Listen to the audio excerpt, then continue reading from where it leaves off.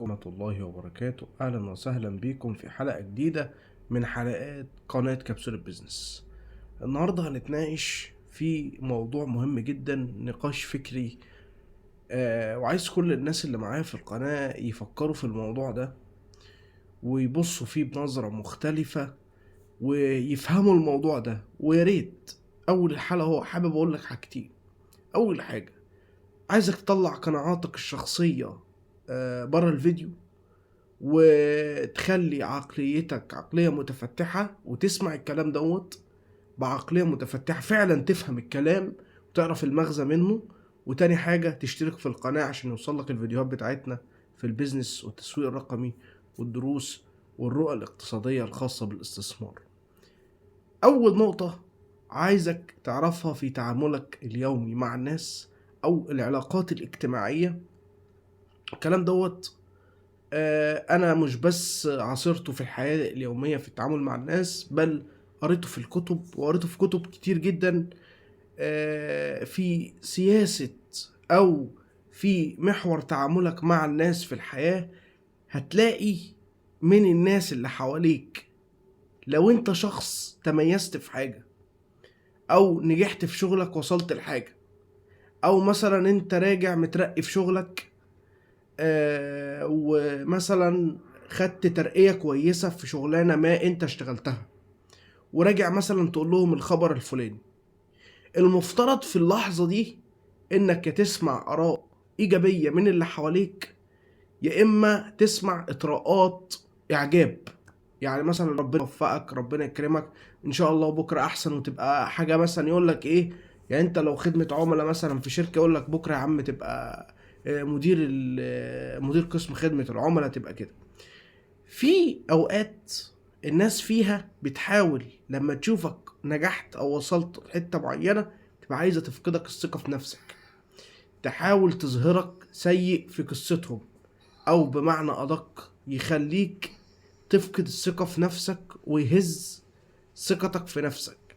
يعني انت هو بالفعل وصلت لحاجة كويسة، يجي هو مثلا يقول لك ايه، لا ده هو ايه يعني ان انت وصلت للحاجة الفلانية؟ طب ما اي حد يعرف يوصل لها. في اللحظة اللي انت بتقول مثلا خبر كويس ليك، اللحظة دي بالذات انت بتبين كل واحد نظرته عنك ايه. يعني انت لو رحت قلت الخبر الكويس ده لوالدك او والدتك، بنسبة 100% هيبقوا مفرحانين ومبسوطين، ربنا يوفقك، ربنا يكرمك. ممكن لو جماعة اصحابك مثلا انت معاهم وسمعوا الخبر ده، هنا بقى تعرف تكتشفهم. دي من مواقف التعامل في الحياة. طب تاني نقطة ايه؟ لازم تعرف ان الناس في تعاملها حاليا بتحاول تتارجت ان الناس اللي فاشله في حاجه او اللي ما قدرتش توصل لحاجه، بتشوف الناجح تحاول تهز ثقتهم في نفسهم. يعني ايه؟ يعني انا واحد فاشل وشايفك انت نجحت، شايفك عملت الحاجه اللي انا كنت عايز اعملها، انت رحت عملتها. برضو في النقطه دي انت هتعرف نفس ونفوس اللي حواليك عنك ايه. ده بيحب لي الخير، ده ما بيحبليش الخير، ده بيدور لي على بيدور لي ان هو يطلع فيا حاجة وحشة عشان يخليني احبط ويأس. فلذلك هي رسالة ان انت حققت حاجة، لازم تعتقد في الاساس الاول انها لنفسك، ثم لنفسك، ثم لأهلك وبيتك ومراتك وأسرتك الصغيرة. برضو نتطرق في حتة تانية، ليه الناس بقت تحاول تفقد او تقلب دفة الامور وتحاول تغير نفوس اللي حواليها. بمعنى ان انت مثلا ايه، ليه عايز نفقد الثقة في نفسي؟ ليه عايز نحس بالاحباط؟ ليه عايز نحس باليأس؟ ليه عايز تقول لي مثلا كلام يضايقني نفسيا او يحسسني ان انا مش مؤهل لذلك، رغم ان انا ممكن اكون مؤهل لذلك وعامله وبعمل اللي عليا، ومثلا مترقي في شغلي مثلا، او نجحت في مشروعي او عملت. ده بيرجع للسبب اللي انا لسه قايله، هو حتة ان الشخص ده، وعلى فكرة ممكن يكون صاحبك، ممكن يكون واحد من اهلك، ممكن يكون واحد قريبك، ابن خالتك، ابن عمتك، ابن عمك، والله العظيم. ودايما على فكرة بنسبة 80% بيبقى من الاهل يعني. وانا بقول لك الاحصائية دي 80% ليه؟ عشان اللي قريب منك قوي هو اللي دارسك وعارفك ومش عايزك تبقى احسن منه. وده برضو بيرجع لحتة ان الناس في فترات زمان كانت بتحب الخير لبعضيها. كنت حتى تلاقي ما نفسك ماشي في الشارع، لو واحد مثلا لا ست كبيرة قاعدة في شقة دور ارضي مثلا، ست بسيطة مثلا محتاجة اكل ولا شرب، كانوا زمان يلموا من المنطقة ويدوها اكل وشرب، وكانت الامور جميلة. انما احنا حاليا في ناس بتساعد بعض، في ناس عايشة في بيت واحد ولا ده يعرف عن ده حاجة ولا ده يعرف عن ده حاجة، يمكن بس بيرموا السلام على بعض في الطلعة والنزل. فهو ده الامر.